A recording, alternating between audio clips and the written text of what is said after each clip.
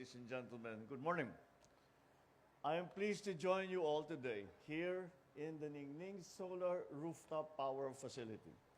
It's an initiative that is a monumental one as it lights up homes and the path forward to the country's energy transition. Solaris and Raymulan Lands have done something quite remarkable. They adopt renewable technology innovations right here on the rooftops of Filipino families here in Naik. Halos 2,000 tahanan ang kasama sa proyektong ito. Bawat isa sa kanila ay pinagkukunan ng malinis na enerhiya dahil sa mga solar panel na nakalagay sa kanilang mga bubong. Ito po ang kaunahang grid-connected, utility-scale solar project sa buong mundo na matatagpuan sa isang socialized housing community. Higit pang nakakahanga ang Ningning Project.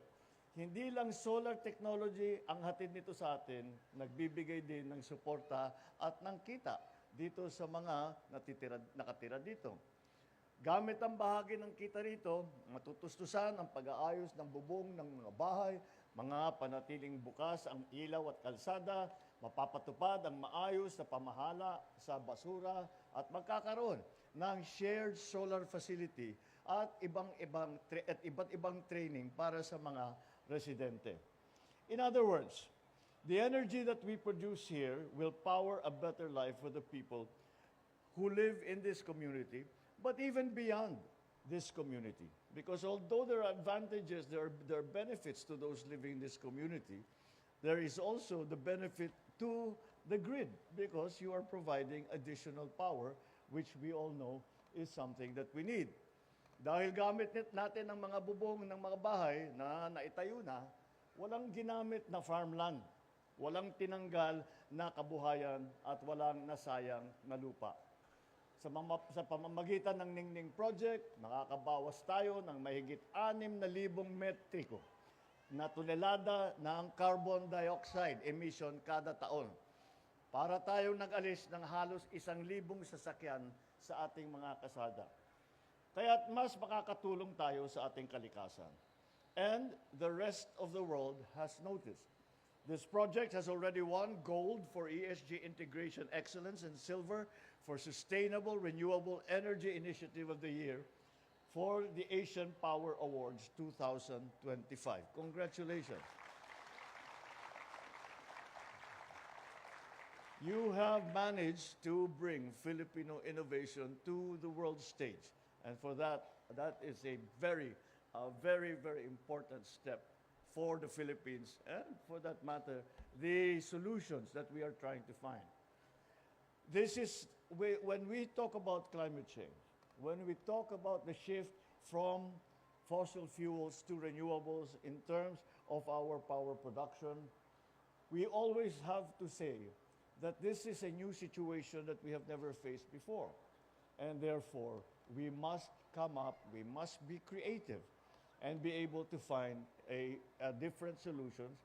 And we cannot continue to do the same things that we did before.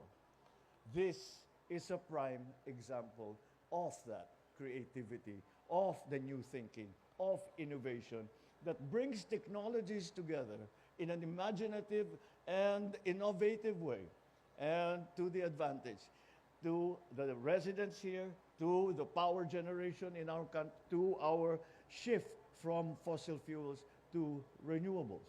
It is that much search for win-win solution. So well done and congratulations. Because this is how we move forward with efforts that both benefit our environment and our people. I believe that this community in Naik is just the beginning.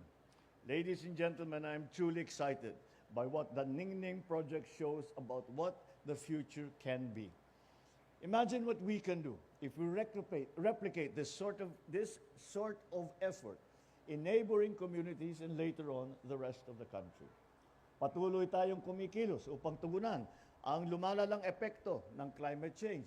Ngunit alam natin, hindi ito kayang aksyonan ng iisang sektor lamang. Kailangan natin ng tulong ng bawat komunidad, bawat pamilya, bawat Pilipino. Ito po ang nakita natin sa proyektong ito. Kaya sa pamilyang naninirahan dito, maraming salamat po sa inyo. Kayo ang punot dulo ng proyektong ito.